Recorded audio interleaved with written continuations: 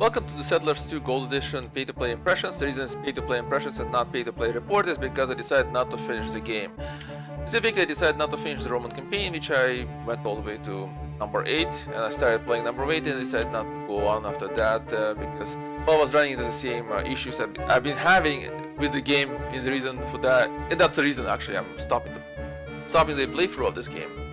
So there's also a such section of the game is called World Campaign, where you play for each as you conquer each continent separately.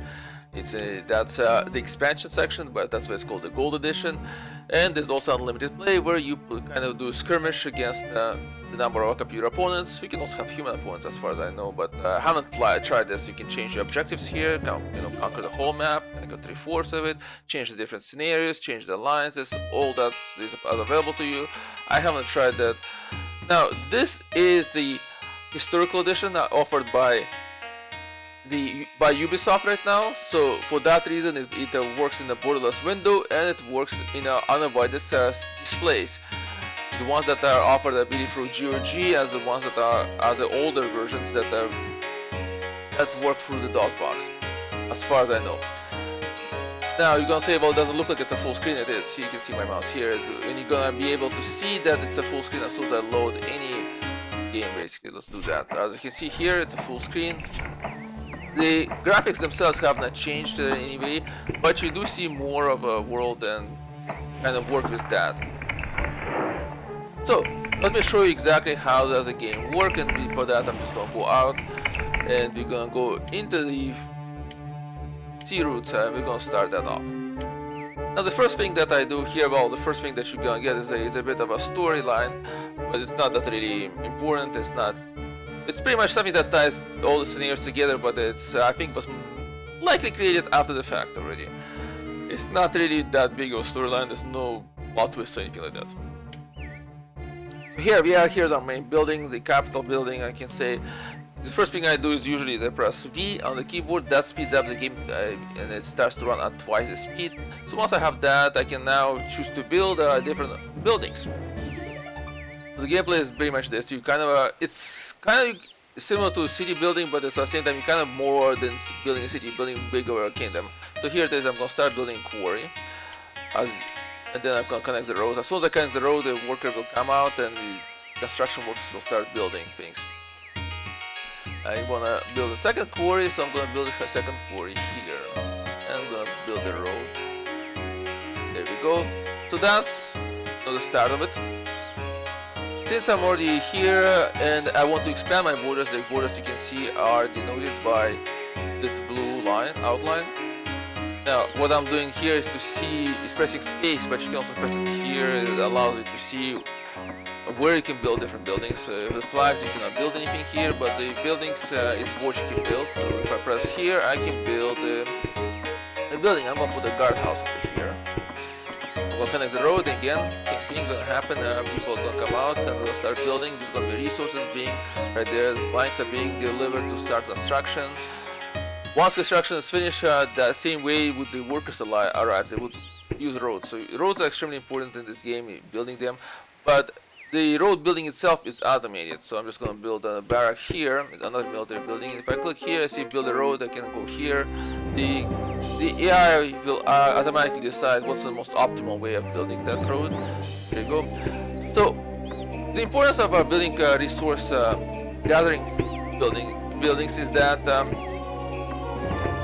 they do provide necessary resources to construct a lot of things. So if I go here and now I'll show you stock. This is all the stuff that I have. It's kind of small, but again, the Ubisoft, all they did is just upscale the view of the game. They didn't really work anything on the graphics to make them better or bigger. And so here it shows me what I have overall in my kingdom. If I press on the building itself, it will show me what I have in the specific building. As you go on later on in the game, you can build secondary type of storage locations. They don't look like capital, but they're storage locations. And based on that, you know what you have, what you need to produce more of, because you're missing stuff, and that's how you go on and decide what to construct. Usually you just construct a certain number of production buildings, and once you have them, they'll start delivering back whatever they produced into the Capitol building, and whenever that needs to go somewhere else, it will be coming from here, or sometimes they do also send it direct. So once we have that, now I can choose to build a sawmill. See, depending on the icon here, that means what kind of building I can build. The bigger the buildings, the bigger the house needs to be. The castle is the biggest one, of course. So here it is, I'm going to build a sawmill. Sawmill will produce planks for construction, but it will not produce planks out of nowhere. I need to build also a woodcutter. The woodcutter will cut forest down and send the forest trunks to the sawmill. Sawmill will make the planks. So it's, in a way, it's an economic management game. I want to get rid of this forest here so I can build more stuff here. And so that's my plan. I also want to get rid of all this all these rocks here. That's why we're putting up 2 quarries, so to collect all this rock and to just open up this area for cultivation again. I want to have that available. So as soon as the military unit comes out and populates the military building, the borders begin to expand. So there you go. Here it is. I have a choice. I can build a bigger buildings, or I can build a fortress. I can build farms and so on. And depending on what I'm looking for, I will build such. Right now, because I'm not in contact with the enemy, I don't even know where the enemy is. I can build barracks because it's faster and cheaper to build them in terms of resources. And right here we can be moving up. So let's do this. So for purposes of just to variety, we'll build a guardhouse here. I cannot build a guardhouse actually because I'm too close to this guardhouse. There are certain rules about how close you can build military buildings, and so we can't do that. Okay. Well, in this case, then I'm gonna need to do the following. I'm gonna build a quarry to go ahead after all this rock right there, and I can still build a guardhouse though. I can build it here in the south. Expand my borders to the south. So there we go. Now I want to provide myself with forest, so I'm going to build a forester who will upkeep the forest here by planting new trees. At the same time, I'm going to build myself a woodcutter who will cut down the trees and send them to the sawmill. And this is going to become one of my main providers of the planks area, right? So that's the next step right here. Now, the reason I press V to go faster is because I'm going to show you if I remove that right now. This is a regular speed of the game, it's very slow. And the speed of the game is one of the reasons actually I decided to stop playing the game. And I'll tell you about that later. But right now, in the very beginning of the game, there's a lot of things going on and you constantly thinking, well, what should I do next, what to build and so on. And because of that, you pretty much engage, you interested, and so let's build a farm.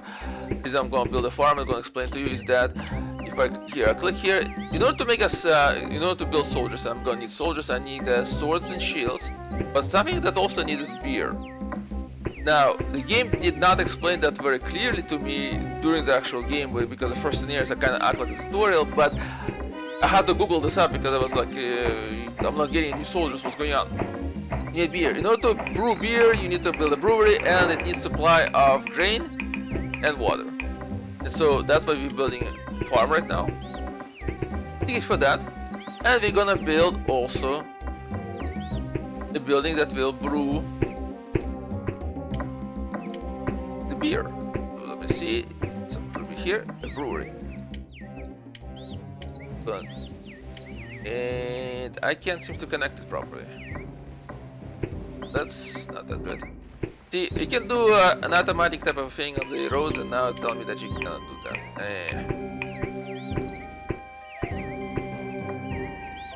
I don't like this kind of approach, so I can just pull down the flag and remove the brewery.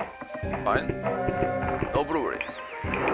What I can do instead, then I'll build a road here. And build that way either. Okay. And build.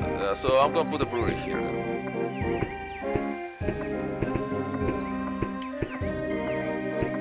I'm going to put the road here. I'm going to ask for geologists to come in. Now when I ask for geologists to come here, here's the geologist. On the plain grass, the geologist will start looking for water. Now my border is expanded again here, and I can also build a fishery. Now fishery is very important because it will provide food that needs to go to mines. I haven't started mining anything, but let's say, you know what, let's put up a flag here. Put up a flag, I'm gonna build a road so that the geologists can make it here, and I'm gonna call in geologists, and the geologists gonna start looking for different ores, coal, granite in the mountains. There you go. My geologist found a place where we have water, but sadly I cannot build there. So we have to wait for the geologist to find some other location. So I don't have any direct control over anything. I do suggest what has to happen. You also get a bit of information messages here. I'm going to just go them all here. I still cannot build there. So the way I suggest things is here. I can kind of say how much, what kind of foodstuff goes to the mines, distribution to which mines take priority, and so on. You can distribute where the coal goes, where different iron goes, which locations, where grain goes, where the ores go. All that is in direct control. You also have ability to transport, so which products are prioritized. Let's say if you want to move planks slightly high up, you can do that. Move back to the default easily, that's fine. You have ability to choose what kind of tools are being made.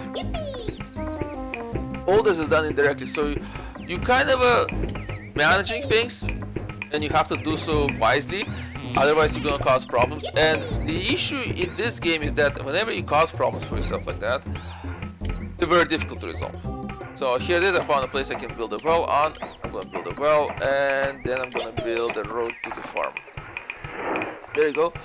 Now, it's very important not to build roads in such a way as that they're gonna create a situation where a lot of products are being delivered. You see all the products stop at each flag, and then another person picks them up and moves them. So if you have all roads to lead to one location, then not enough people picking up stuff to move them off, then you're gonna have pretty much a traffic block, because there's gonna be a whole bunch of people who try to drop stuff off but they can't. And those are important to resolve and make sure they don't happen. So having one single road for as a main highway does not always work, but there are alleviating factors, such as eventually you're gonna get donkeys that will carry stuff for you. You can actually get a donkey breeders. Here they go. We found a bunch of coal, so I just marked it out on the territory. Now I'm gonna pull down the flag because I don't need it. And now instead of I'm just gonna connect all these coal mines together and put them here. So, alright. Now I cannot stop geologists from continuing on to work, and they will continue to work, and they'll continue to tell me that they found coal and so on. Yeah, that's, you know, it's one of those kind of things that you have. It's more of a, as I mentioned, it isn't direct control. You don't have a direct control over what happens. We're gonna build a quarry. We're also gonna build another. Let's build another barrack to expand our territory. It's very important to me as far as I'm concerned, is to keep on expanding, because as you go forward, you're gonna find more resources and such that you want. So we're gonna build another quarry here to go after this resources. I'm putting up another flag so I can put up a road. There you go.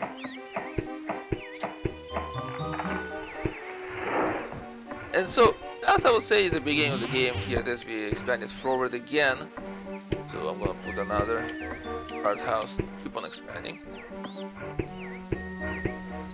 Eventually gonna be building also the farms to supply more food to the miners, because fish is not enough. There's other farms available. Let's see if I can find you an example of other farms that you can build there.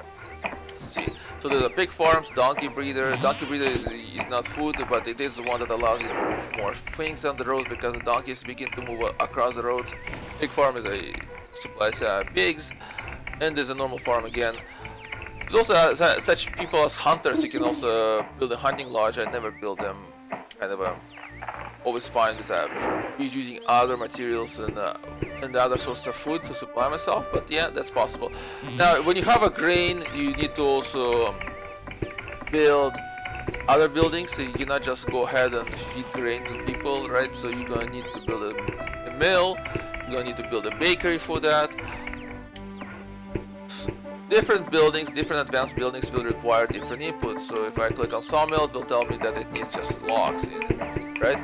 But if I click on a brewery, it tells me it needs water and grain to be supplied to in order to provide beer. Other buildings will require coal.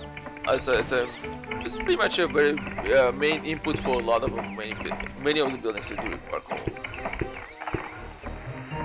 So that's I would say the biggest part of the game. It's very engaging because at this point you are looking for stuff, you trying to build up stuff, but later on the game gets different.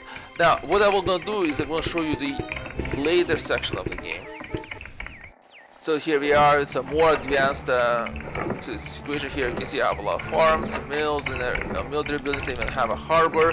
The harbor allows my ships to move from point to point locations here. They also have a small boats doing that same task. Here we have more mines, gold mines going on. Gold mines are extremely important because they allow you to train soldiers. Here it is, we have soldiers, and you can tell by clicking on the military buildings what kind of soldiers you have by looking at how many swords you got and the color of the swords. The golden ones, of course, is the best ones, and the way these soldiers go from the bronze to gold is by having money delivered here. You see the golden coins coming in, and that pays for the training of the soldiers. So that's now in order to get the golden coins, it's not that straightforward. Here we have a gold mine. Here we have some potential sites for the gold also marked out, and here we have a mint that's melting gold and minting coins. So as you can see here, I came in contact with another group. This is supposed to be the Vikings, but they look more like Normans, I would say historically. Now you usually play for Romans, and they do kind of look Romanish, except the fact that the ships don't look any Roman to me, but yeah. So now I captured 2 buildings from the Normans, and I can show you how the actual warfare is conducted. Actually, I'm going to show you somewhere else, but maybe I should do it here. Here it is. I can attack. Here I click on the enemy military buildings. The only ones I can attack is the military building. I can choose which kind of soldiers I'm going to send, strong or weak. I'm going to specify how many I'm going to send, and then I click attack. What happens is that my soldiers will come out of the military buildings and head towards the enemy military buildings. Now the enemy has the ability to send out right here. He's sending out 8 soldiers intercept. Fine. For some reason this guy is not doing his job, but that's fine. And what happens is that so the soldiers will pick their dueling partners and then fight them. In this case, we managed to win, and there you go, you won. As you win, you capture the building. You usually build a road straight to it, and the enemy buildings around it gets burned down. And so that's the combat in its basics form, but I'll show you a bit more. You also get message that well, I'm getting bombarded by the catapult. That's fine. I'll talk about catapults later on. So this is more or less like closer to the end game. So I'm going to show you what happens in the mid game. This is what actually is a problem for me when it comes to this game. Here they are. It's a different map, called the Wasteland, and this is more of a closer to the mid game. And as I'm trying to build stuff up here, I'm separated from the enemies who are Japanese here. There's no really any difference between any different civilizations. There's nothing unique about them except the graphics. It's a little reskin of each one. So I'm separated by this rock, and I'm going to be slowly quarrying it out. And same thing here, we have a whole bunch of rock here that I need to quarry out. And it becomes very important specifically in this game because when I was playing it, I could not figure out why it was I that but could not progress. I was keep running into problems. I'll actually show you this. That might be better. More indication on that way. That's the wrong thing. Okay. Hopefully this is the one. Yes, so here we are. So I removed most of the rock here, and so we are in this situation, and I found that I could not defeat the enemy. When I sent my units out to attack them, I had problems. So let's do this. I'm going to send out 7 of my units to attack the enemy. The issue became constantly the same. I might win the first engagement. I might be successful in getting through to the first engagement, attacking the enemy. But then the enemy, as you can see, can pull a lot of military forces out. And like here it is, they are actually coming out to meet my soldiers attacking. At the same time, the enemy will begin immediately counterattacking me. And due to the fact that they have more elite soldiers, they're actually way more successful. Right there, my soldiers are coming out to the enemy here also. And as a result, I was like, okay, well, I can't cease to win. What do I do? What do I do? And what I was eventually ended up Googling and trying to find a solution to it. The solution was that you have to build catapults. Because a catapult is a building that, well, here stone comes into it and automatically fires at the closest military building it sees. Right here, see stone. Each time it hits a building, it kills off one person inside, one enemy inside. It can also miss, it's possible for that to happen. And once it kills off an enemy inside, and all the enemies, I'll say, are dead, and then that's it. The military building gets to burn down, and the borders that expanded will also be shrinking. Now, depending on the building, you get so many people in it. Oh, right there, they took over my building, as you see. And that actually causes a lot of problems because a lot of other buildings are destroyed and so on. But let me show you this. So different military buildings have different number of people. Here it is because they're not on the border, they don't have that many. You can control how many people you have on the border here. So the closer you are to the border, the more people you can be in your building. You can control that. How many people come out to fight the enemy, you can control that. And of course, you also can control how much percentage of your population gets to turn into military units. So right here, say this is a fortress. Fortress usually can house up to 9 people. There's also other buildings, guardhouses 3. You find here's a barracks. That's 2. Well, my guy is fighting here, the enemy, and so on. So that's pretty much the story with military buildings and with the catapults. And let me go further down. You can find a better game that will show you. Here, I'm starting to build catapults, expanding by constantly building catapults forward. There's also here watchtowers that house 6 people. So I think, as you might understand, this approach of building catapults is a very slow slog because you have to get stone to the catapult. The catapult will then fling it and kill one person, right? There might be 3 people there inside. Now the enemy might have time to reinforce that again, or because while you're waiting for the stone to arrive, or they might not. So it's a very slow slog. It takes quite a while to get through that midsection of the game. And so in the end you end up, of course, the guy managed to get through. Here there's I have a lot of catapults all in position to attack the enemy. The stone is being carried, as you can see here, and this is the final stage because you always end up the missions by capturing this gate. And all this took a while.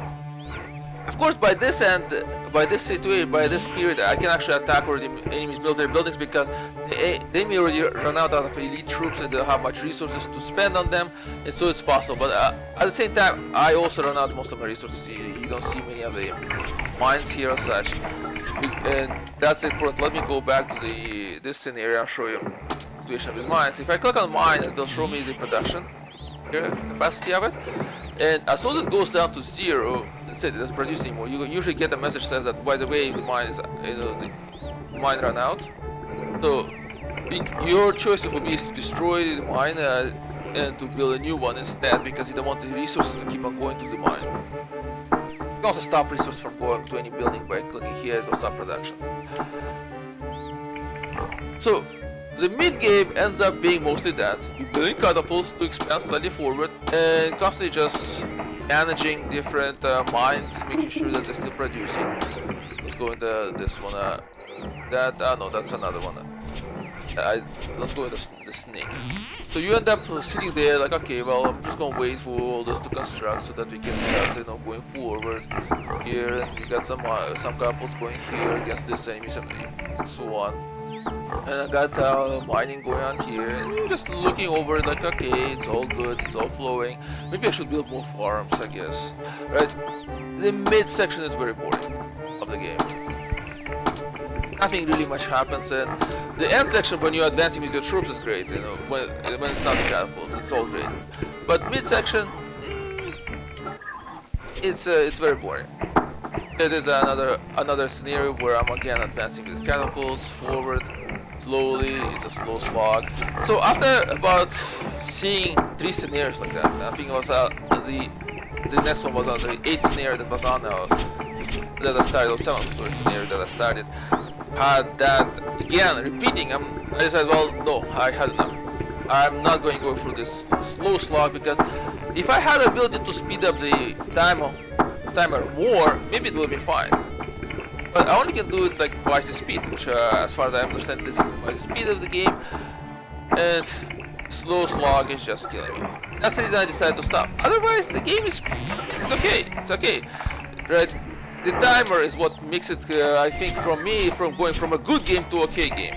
Everything else-wise, it's good. It would have been good, because the idea of learning about management and not having direct input is great. Learning how to manage this kind of things is great.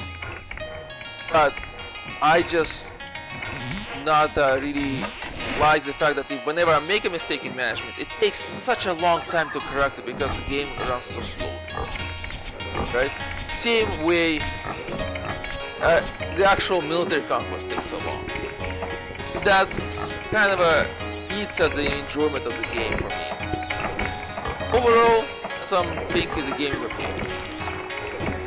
I also want to think about whether it's a cool game or not. Well,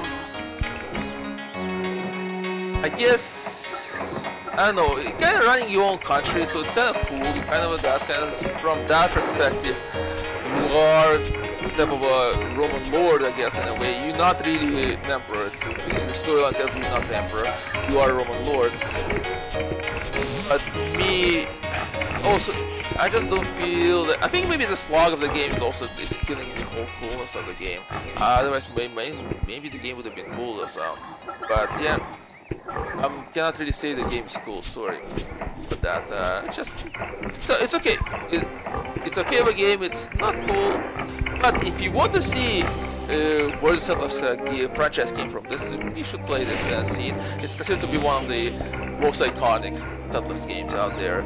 It's also a 10th anniversary remaster of the game, and I will be looking into that one to see how well it does, and if there are any improvements to that. I haven't looked into that yet. I will be definitely doing that. And so, I guess, if you have ability to get it and see what the game Settlers were like, sure, go ahead. It's also, if you have Uplay Plus, it's free there, so try it out. Well, I guess that's it. Thank you for watching and for listening.